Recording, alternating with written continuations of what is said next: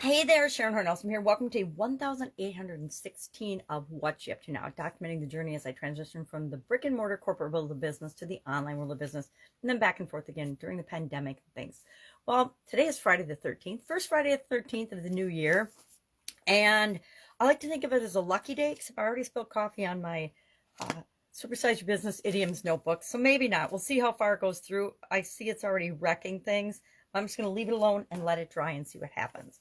So today, for the the Get Your Goals annual challenge, Get Up and Go was 2020 and 2021.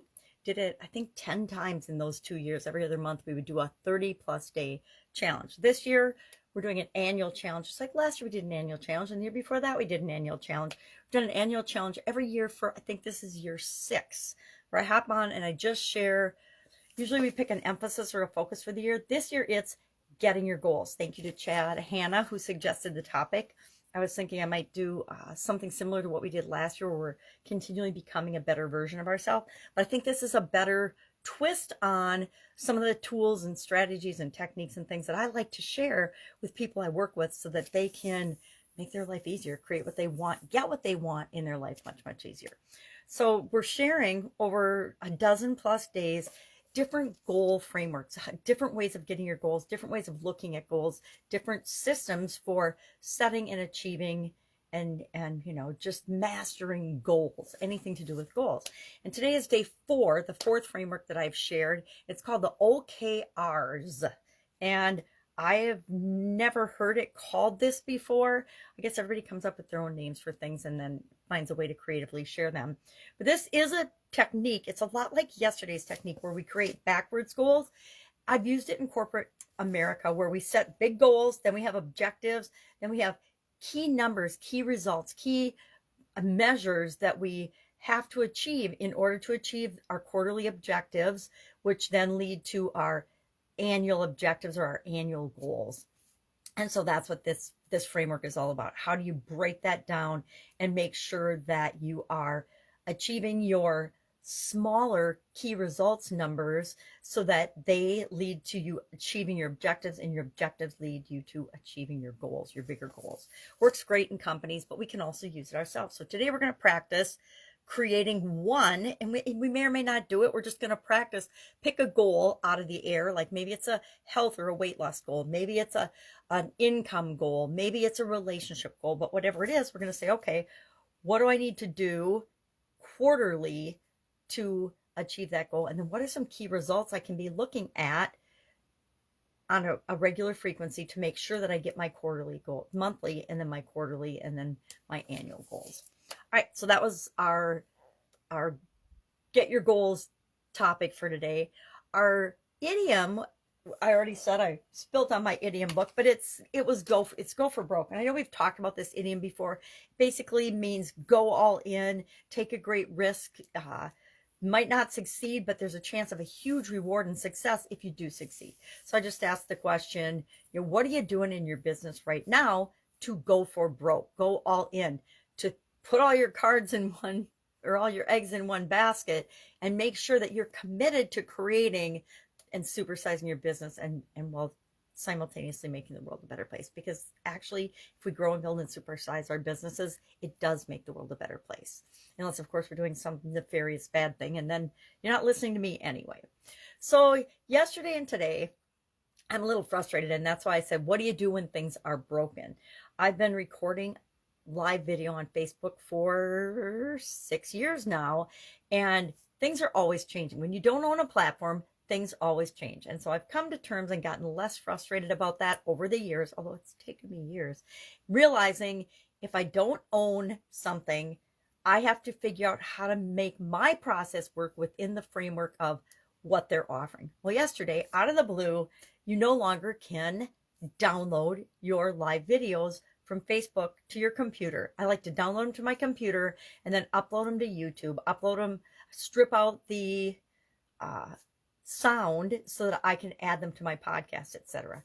So yesterday was a big full stop in terms of how to figure that out. I spent a couple hours trying to figure it out. And basically, normally if you know how to download Facebook things, you find the little 3 dots, you click on that, and then in the drop down menu is download video. Well, that's not there anymore. They took away the 3 dots, so you don't have access to any of those features anymore, which is super duper frustrating for someone like me who's dependent on it and used it consistently for years. Now, I've had to deal with challenges like this with Facebook and other platforms before. I got kicked off Facebook when I was involved in my very first annual challenge with a group of a gentleman from ClickFunnels, not from ClickFunnels, but in ClickFunnels with a group of us, got together and did we're going to get in a Facebook Live group and we're going to do an annual challenge. We're going to do an annual challenge where we go live in the group every single day. Well, I got kicked off Facebook for 3 weeks during that. So I had to get really creative with YouTube and StreamYard and making my videos somewhere else and then just sharing the link in the group so that I could still go live,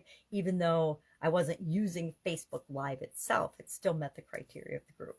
So I've had to figure it out before. I know I'll figure it out. It's just frustrating that, you get your processes honed in, and I'm always looking at ways to do things faster, easier, more efficiently, and more effectively. It's like inherent in my nature. I'm an industrial engineer by profession and training. So I'm always looking at processes and systems and saying, how can we make this better? How can we get better results? How can we get more consistent results that serve the people that we serve better? And so whenever glitchy things happen, it's like, all right, we need to figure out a better way, another system for doing this. And a lot of times what I've seen happen with Facebook is it'll do something and then it'll go back to the way it was doing it before. I think it's part of rolling things out to billions of people. So I understand it gets rolled out in batches, but it'd be so nice if they had a way to communicate changes and to let you know what was coming down the pipe. And maybe they do. Maybe they have a Facebook group that tells you about these things, because then I could be more proactive and have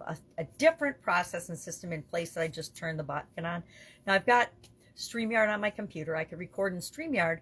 The challenge with that is my current computer doesn't have a camera, on it. So then and frankly, our cell phones have made it so easy to do live video, to communicate, to do social media, to do the things that we do normally on our computers and on our laptops, that I didn't need it. I like the touch screen is more important to me with my vision challenges than having a camera on it. So I guess my next computer, which I didn't want to buy one for a few months, is going to be one with a camera, so I can use StreamYard. So I do have backups automatically built in. Normally I do, but sometimes we get lazy, and I've been traveling a lot this fall and the holidays, and I got lazy and dependent on Big Brother Facebook, and it just reminds me every time something like this happens and things change that I don't want to be dependent on anyone else's platform. I like to use it and spread the word using different social media platforms, but I don't want to be 100% dependent on them. So probably go back to recording on my phone, on my camera, then downloading and transferring it around, which it takes longer, it's more cumbersome and more steps, and I'm all about that efficiency. All right, if I can help you anyway, go ahead, Voxer me at pajamagrandma@gmail.com, or just direct message me. I suspect that you might want to direct message me on Facebook, because I'm not sure where all my videos will be going. I'll figure it out, and then in the next couple of days I'll have to catch up on yesterday and today, but I'm not going to stress about it.